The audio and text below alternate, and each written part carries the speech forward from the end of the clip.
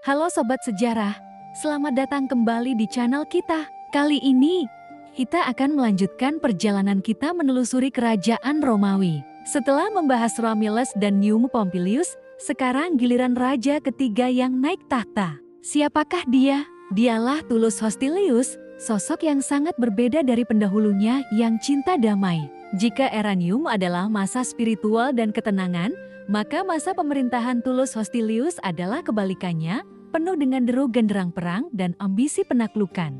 Tullus Hostilius naik tahta sekitar tahun 673 sebelum Masehi, dan ia memerintah selama kurang lebih 31 tahun. Sejak awal, ia sudah menunjukkan karakter yang keras dan khas akan kejayaan militer. Ia merasa bahwa Roma telah menjadi terlalu lembek di bawah kepemimpinan Numa yang damai. Menurutnya, kekuatan sejati sebuah bangsa terletak pada kekuatan militernya. Maka, ia pun segera mencari alasan untuk memulai perang demi mengembalikan semangat juang rakyat Roma dan tentu saja untuk memperluas wilayah kekuasaannya.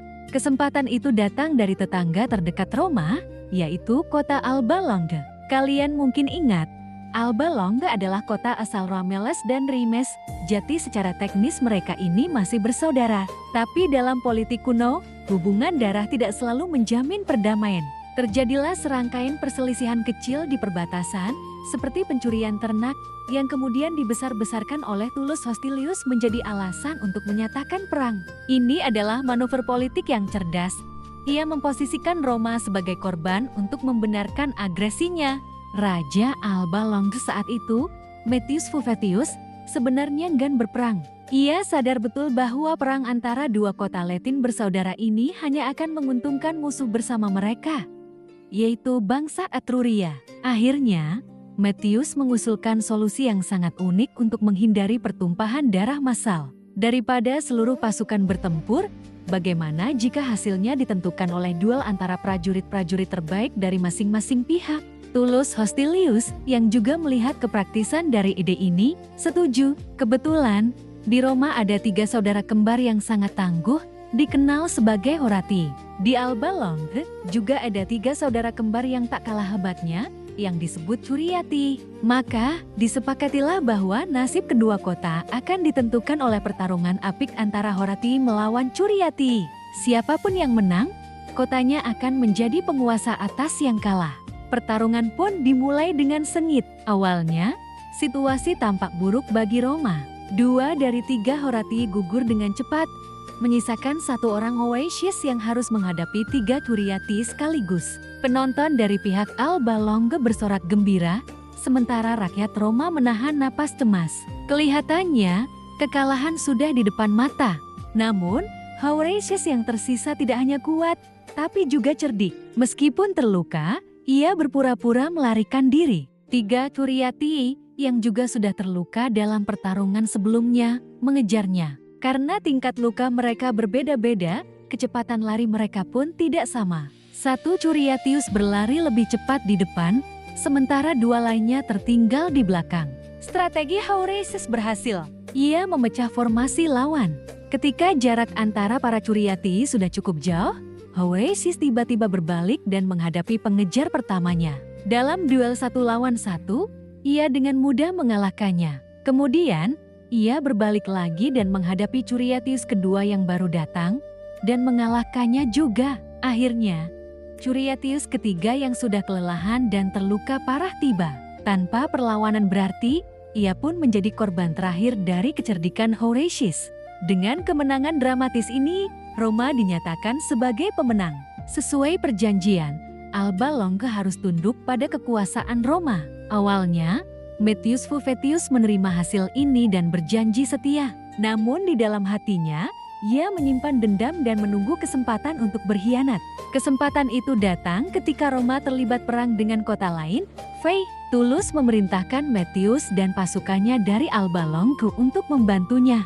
Di tengah pertempuran, Metius justru menarik pasukannya ke sebuah bukit, berniat untuk melihat siapa yang akan menang sebelum memutuskan akan memihak siapa. Ia berharap pasukan Roma akan kalah tanpanya. Namun, Tullus Hostilius adalah seorang pemimpin yang cerdas di medan perang. Melihat pengkhianatan Metius, Ia tidak panik, sebaliknya, ia berteriak kepada pasukannya bahwa Metius sedang menjalankan perintahnya untuk mengepung musuh dari belakang. Taktik psikologis ini berhasil membangkitkan kembali semangat pasukan Roma yang akhirnya berhasil memenangkan pertempuran. Setelah perang usai, Tullus tidak membiarkan pengkhianatan Metius begitu saja. Ia memanggil Metius dan di hadapan kedua pasukan, ia mengungkap pengkhianatan tersebut. Hukumannya sangat kejam dan menjadi salah satu catatan paling brutal dalam sejarah awal Roma. Metius diikat pada 2 kereta kuda yang ditarik ke arah berlawanan, membuat tubuhnya terkoyak. Ini adalah pesan yang sangat jelas bagi siapapun yang berani mengkhianati Roma. Setelah itu, Tullus mengambil langkah yang lebih drastis. Ia memutuskan untuk menghancurkan kota Alba Longa hingga rata dengan tanah. Namun, ia tidak membantai penduduknya. Sebaliknya, seluruh populasi Alba Longa dipindahkan ke Roma. Mereka diberikan kewarganegaraan Romawi dan diintegrasikan ke dalam masyarakat. Para bangsawan Alba Longa bahkan dimasukkan ke dalam senat Romawi. Langkah ini sangat jenius. Di satu sisi, ia melenyapkan ancaman Alba Longa untuk selamanya. Di sisi lain, ia secara dramatis meningkatkan populasi dan kekuatan Roma, baik dari segi jumlah penduduk maupun jumlah bangsawan di senat. Inilah kebijakan utama Tullus Hostilius. Ekspansi militer yang diikuti dengan asimilasi. Ia tidak hanya menaklukkan, tetapi juga menyerap kekuatan musuhnya menjadi kekuatannya sendiri. Selain Alba Longa, ia juga berhasil menaklukkan beberapa kota Latin lainnya, terus memperluas dominasi Roma di wilayah tersebut. Namun, semua perang dan ambisi duniawi ini ada harganya. Menurut legenda, Tullus sangat mengabaikan urusan keagamaan dan ritual para dewa, tidak seperti pendahulunya, Numa. Ia terlalu sibuk dengan perang. Akibatnya, para dewa pun murka. Wabah penyakit melanda Roma, dan bahkan sang raja sendiri jatuh sakit parah. Dalam keputusasaannya, Tullus mencoba melakukan ritual keagamaan untuk menenangkan dewa Jupiter, meniru apa yang pernah dilakukan oleh Numa. Tapi karena ia melakukannya dengan tidak benar dan mungkin dengan hati yang tidak tulus, usahanya malah membawa bencana. Sebuah petir menyambar istananya, membakarnya hingga habis dan menewaskan Tullus Hostilius beserta seluruh keluarganya. Begitulah akhir dari Raja Perang yang agung ini, mati bukan di medan perang, melainkan oleh murka dewa yang selama ini ia abaikan.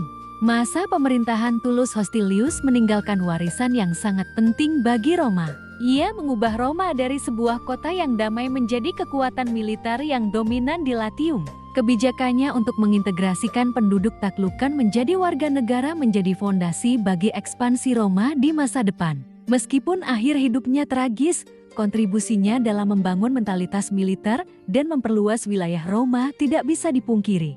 Kisah Tullus Hostilius mengajarkan kita tentang keseimbangan antara kekuatan militer dan spiritual, antara ambisi duniawi dan kewajiban pada tradisi. Setelah kematiannya yang dramatis, siapakah yang akan memimpin Roma selanjutnya? Akankah ia melanjutkan jejak perang Tullus atau mengembalikan kedamaian seperti Numa? Kita akan bahas itu di episode selanjutnya. Terima kasih sudah menonton sampai akhir. Jangan lupa untuk like, komen, dan subscribe agar tidak ketinggalan kelanjutan dari seri Kerajaan Romawi ini. Sampai jumpa di video berikutnya.